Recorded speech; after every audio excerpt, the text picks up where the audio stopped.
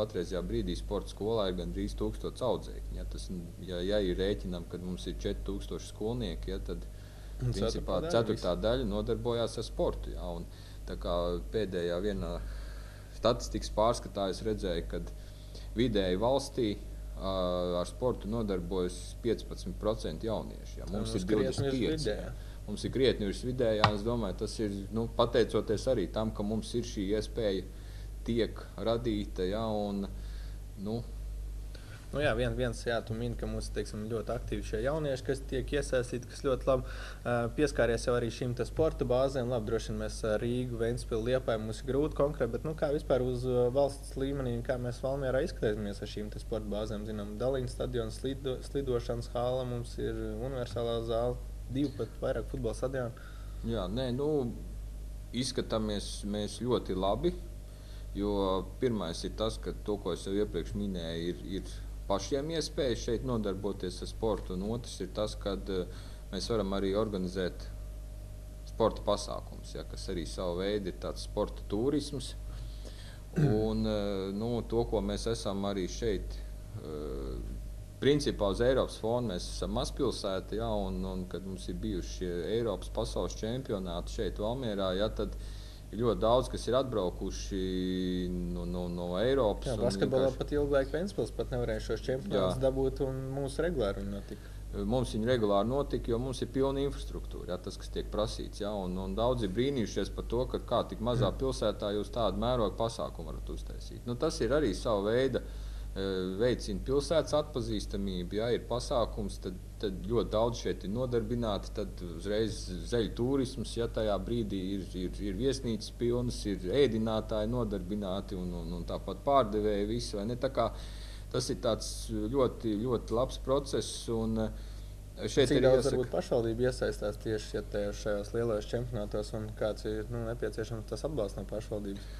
Šeit ir tā, ka, protams, ir vajadzīgs pašvaldības līdzfinansējums tajā procesā, bet te mēs vienmēr esam rēķinājuši, ka tas, kas tiek budžetā paredzēts, tā visa nauda paliek tepat pilsētā.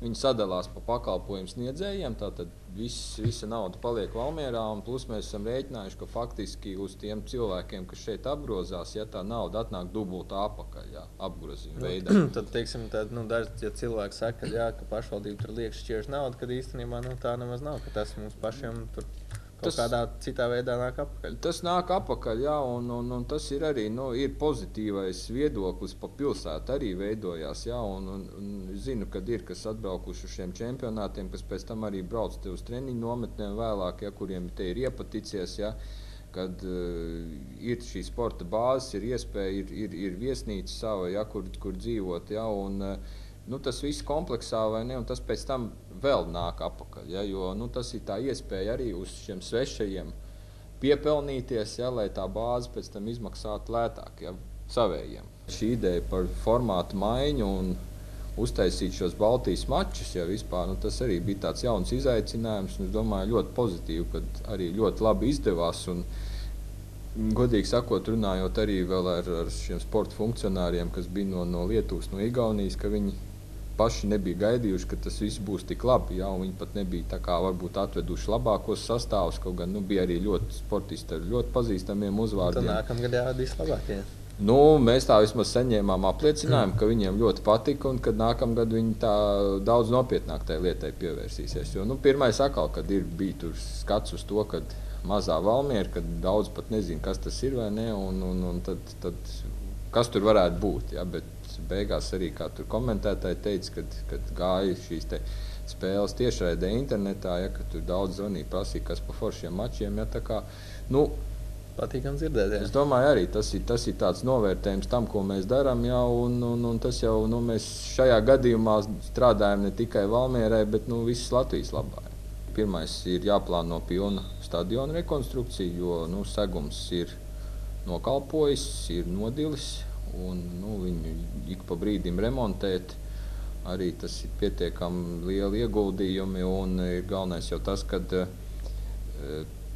principā tajā laikā gan netika izveidots tas pīrāgs pilnīgi tā, kā viņam vajadzētu būt. Ja, viņi diezgan nopietni prasās, lai viņi arī šo segumu rekonstruētu. Un pie viena ir tas, kas ir vissāpīgākais, kad faktiski vieglatlētika, kurš šis sporta veids ir pamats visiem sporta veidiem, jo faktiski jebkurš trenējās kaut kādā veidā vieglatlētikā, lai pēc tam īstenot savus sapņus jebkurā sporta veidā, tad vieglatlētiem ir šī problēma ar treniņu apstākļiem ziemas periodos, un patreizējā brīdī, kas ir zem Daliņa stadiona, šis skrejceļš, tas ir tāds lāpīšanās tikai. Ir iespēja, bet tas nav normāls treniņu arī ļoti apstākļi. Daudz arī no vieglatlētiem pašiem šī manēža, ka tas būtu tas primārais, kas būtu no infrastruktūras iztrūkst.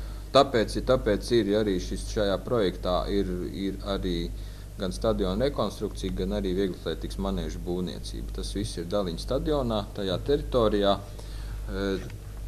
Tas būtu tā kopīgā kompleksā ar kopīgām vienām palīga telpām, kas būtu šī tribīņa ēka un būtu izmantojama, un garderobas gan vienam, gan otram. Un šeit arī tas, ka funkcionāli tas būtu pielietojams, jo tad treniņa apstākļos līs lietas, ejam iekšā, nelīs lietas, ejam ārā, vai ne, un ziemā, protams, savādāk. Un manēža ir plānota kā treniņu manēža ar 200 metru Daliņa stadiona teritorijā ar 200 metru skrejceļu, bet arī esam padomājuši, ka ieliekam arī pie viena tribīnas, esam runājuši gan ar Olimpisko komiteju, ar federācijām, par to, kad faktiski patreiz jau situācija tāda, ka ziemā jau vajag mačus taisīt, tad viss brauc Kuldīgi, un Vidzemē vispār tā faktiski iespēja normāli nodarboties. Rīgā jau zinām, Rīgas manēža arī zem kāds kritikas. Rīgas manēža arī zem kāds kritikas, un tāpēc centīsimies tādu šo ideju īstenot. Šī ideja klātība par